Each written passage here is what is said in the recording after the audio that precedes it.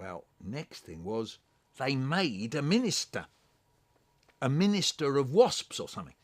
And Tate and Lyle put up a reward. Thousands of pounds it was for anyone who could help find out where these wasps was coming from. You see, everyone knew how to kill wasps, whether it was with me with my bare hands, psh, or the fire brigade with their poisons and their foams, psh. But what no one knew was where the little devils were coming from.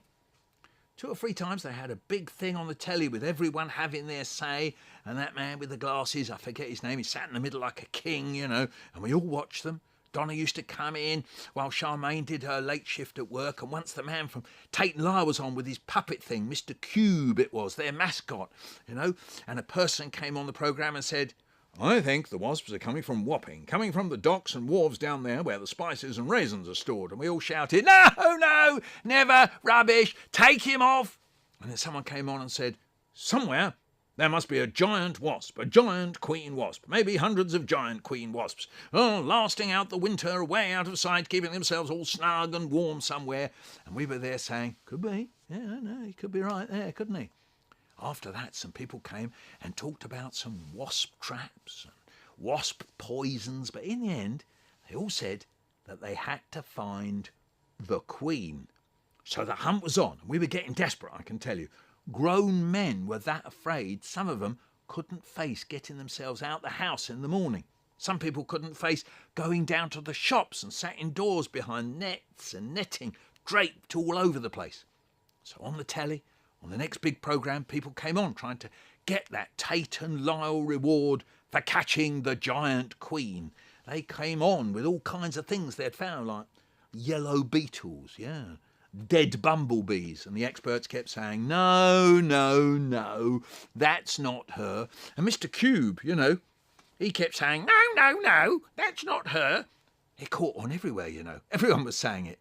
Once, we got the Sunday roast out the oven, put it on the table, and one of the kids took a look at it and goes, no, that's not her.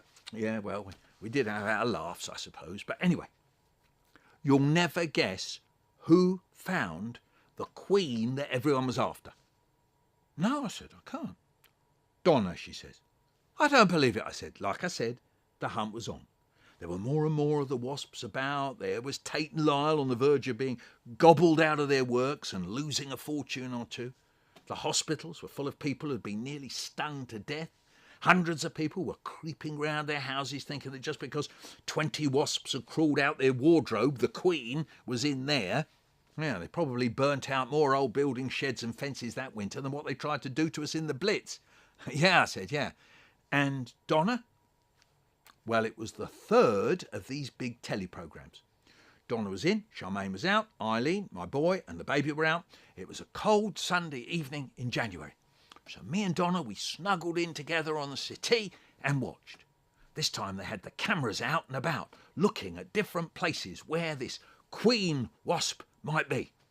A man came on and swore blind that there was a nest of queens in a warehouse place where they were storing perm mixture, the stuff hairdressers use to set your hair. They're not there, Auntie, Donna says. The queens aren't there. And she was right. They went all over this perm factory, in and out the tanks, up and down the ladders. And in the end, Mr. Cube came on the telly and he said, No, the queens aren't there. I think the telly people were beginning to think it was all a bit of a joke. Or put it this way.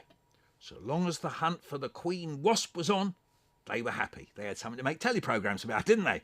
I think they loved it. But it wasn't like that for us. It's not funny, is it? Donna said. No, I said, it isn't.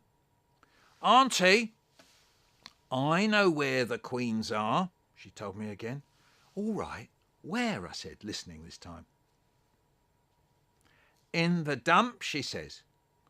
What dump? I say. The dump where we're not allowed to play, only our Neville does. And so do some of the other big boys. Don't tell tales, Donna, I says. The queens are in there, Auntie, she says. Yeah, I know they're in there, Donna, love, I said, just to keep her quiet. The dump that Donna was talking about was no ordinary dump. It was a huge site on the marshes where they had drained the land. They dumped Heaps and heaps and heaps of rubbish there all day long, and often long into the night, under floodlights. And they had these huge rollers out, pressing it all down. The noise was terrible. It was all fenced off with big signs up. Danger, keep out. And there were searchlights and Alsatian dogs patrolling all round it. Then Donna said something that really made me sit up. Neville's gone out there tonight to look for the Queens. Oh my God, I thought. I wonder if Charmaine knows. Doesn't she have enough on her plate working day and night trying to keep her family and food and clothes without Neville getting stung, bitten or ending up in court? Well, I said to Donna, he mustn't. It's too dangerous. No, Donna says, it's not too dangerous. Not from the wasps, it ain't. There was a lot more there in the summer. What do you mean? I said. Because of the rubbish, he said. The wasps are all in the rubbish. If you go down Ridley Road, you see big piles of boxes and stuff, mouldy stuff. And the wasps go for that. They go for that rubbish. Then the dustmen come along and it all goes off to the dump. It does, Auntie, honest, it does.